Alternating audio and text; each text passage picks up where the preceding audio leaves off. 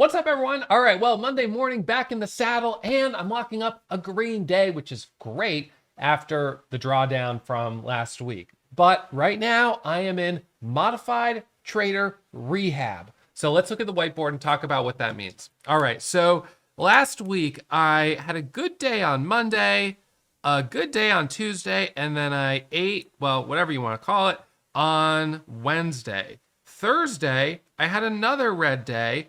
Actually went down just probably a little bit more visually than that. I was down like 20. How much was it? I can't remember. Anyways, this was a $10,000 red day. This was, now I can't remember, but I think it was 2,000 or something like that. And then on Friday, I was up like 1,800, 1.8 K, 1.8 thousand. All right, so a little bit of progress coming back. But what I said was that until I've made back approximately half of my drawdown, I have to keep share size small, which is 10,000 shares or less, and I have no hotkey to buy. And this is such a funny one because it got me on Friday. It got me again today. So on Friday, I remember saying, "Okay, guys, I'm adding," and I'm like, "Nope, I'm not adding because that button doesn't work. I forgot."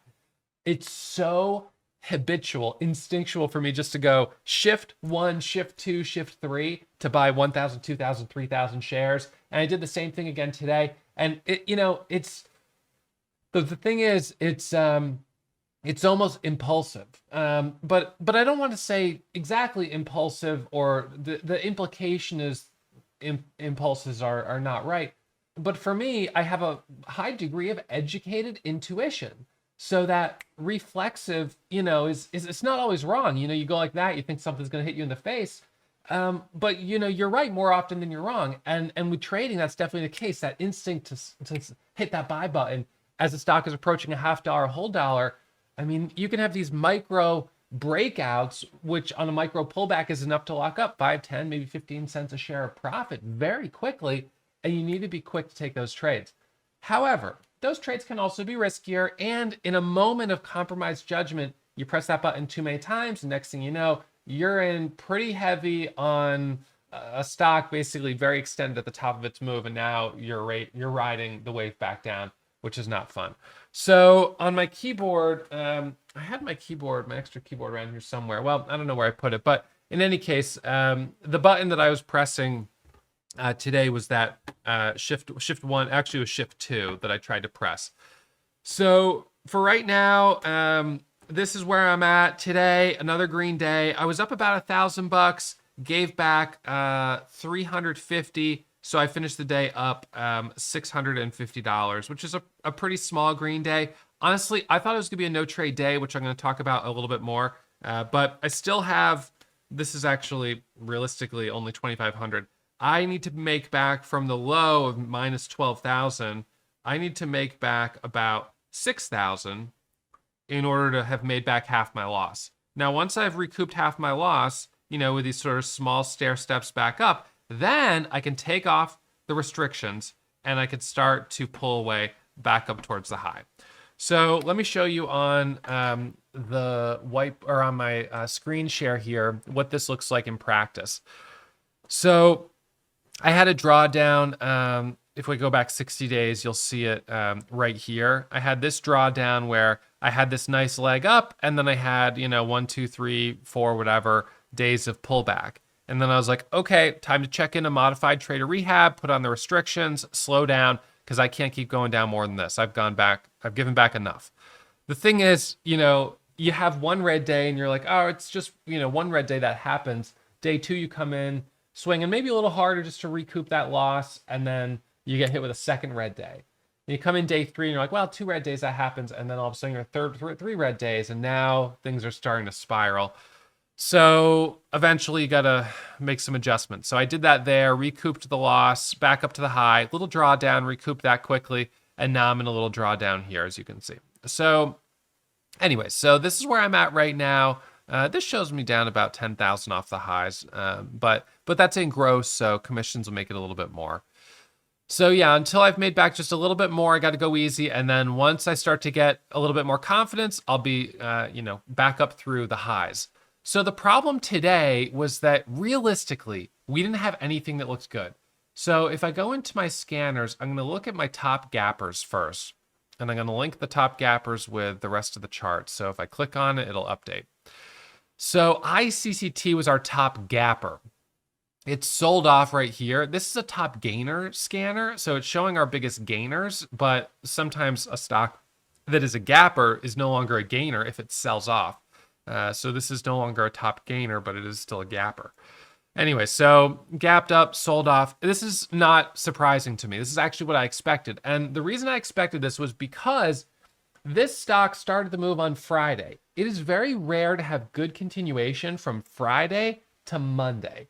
Over the weekend, traders forget about the stock. The FOMO kind of dissipates, and people don't jump in on Monday morning, slamming a stock that was strong on Friday. Usually, it's very rare. So because it was a continuation stock from Friday, I immediately was like, no, I don't think this one's going to work. And it didn't. I suppose you could say it did go up a little bit higher here, but ultimately it hasn't held up well. ICCT, the float's like 8 million shares. It's not a particularly high float. The float was fine. The price, it's a little cheap, but no big deal really there. It just unfortunately it was continuation from Friday, and so this was the beginning of the sell-off. BMRA, and in fact, 1, 2, 3, 4, 5, 6 of the top gappers, well, at least 5 of them, are not in my price range. Too expensive, too cheap, a little too cheap, a little too cheap, a little too cheap. Now, again, I'll trade these, but it's not my preferred spot.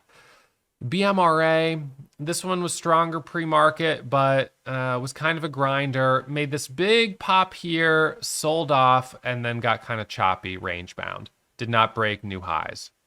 IVVD, I'll talk about that one in a second because that's the one I traded. We'll skip over it for right now. PBLA, pre-market, pops up news, sells off completely, basically a full round trip, and then comes all the way up to $1. So that's kind of a funny move there. That's not as common. US Steel, I wonder if Elon Musk is going to buy out this company just so he can take the symbol of X. That would be an expensive purchase, but you just never know. So anyways, US Steel had some news, but there's nothing for me on this. Let's see. I didn't actually see what it was. When I see the shareholder investigation, I'm like, oh, was there a buyout or something? Because they would do that with a buyout. Potential violations. Oh my gosh. Okay, let's see. There's so many ambulance chaser law firms that do this. Anytime a company does anything, it's really wild. Anyways, I don't know what they did. Let's see. Produces and sells flat on.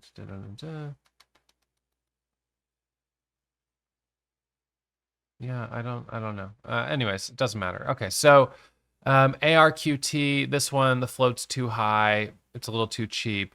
ZIMV, I did pull this one up. And the first thing I noticed, easy to borrow right there, E. And it had bigger spreads pre-market, 55-cent spreads. So that's not tradable. So no interest in that one. AKLI, a little too cheap. SNES, a little too cheap. So, you could sort the scan any way you want. You sort it by volume. You've got these higher float stocks, X and NEO. Not interesting. BMRA, ICCT, too cheap. You sort by float. The low float stocks, there were a couple, but none of them really have a lot of volume or made big moves. So today, unfortunately, could have very easily been a no trade day because there really wasn't anything that was phenomenal. Certainly not pre-market. But at the open, VVD put in a big move, and this really surprises me considering 50 million share float. Typically, I wouldn't trade this stock, but I sat down. Well, I was already sitting down. But I was here, and it squeezes up to about 320, pulls back. I didn't even look at it until it hit about 380 right here. So I looked at this, and I was like, wow, this thing just went from under $2 to almost $4. It's up over 100%. Jeez, that's impressive. And I said, okay, well, the high right here is 386. That was at the high of this candle right here. So then I said, let me switch to the 10-second chart. So I do pull up the 10-second chart, and this chart, 10-second time frame, is available for members at Warrior Trading who are using our software. And on the 10-second chart, what I noticed was right in here, we hit this high, and then we had kind of a bigger red candle right there. And it was on pretty high volume, okay? So that to me was a caution sign. It dropped from 86 all the way down to the low was 61. Then it bounces back up to 83, and I kind of was like, it's sort of doing an ABCD pattern, but do I trust buying this at 86? I don't know. It's kind of expensive. It's kind of expensive relative to the fact that this just is up this much. I felt like it was too extended to get in there. So I said, I don't know. It hits so it hits 89, hits 90. There's a ton of sellers up here. It pulls back down to 82. I was like, yeah, that's kind of what I expected, So it kind of breaks and then back down. And then it let's go forward one candle. Again, tries and fails. And then it busts through 90. But there were a lot of sellers at 95, 96, 97. I was like, maybe I could get in for the break of 4.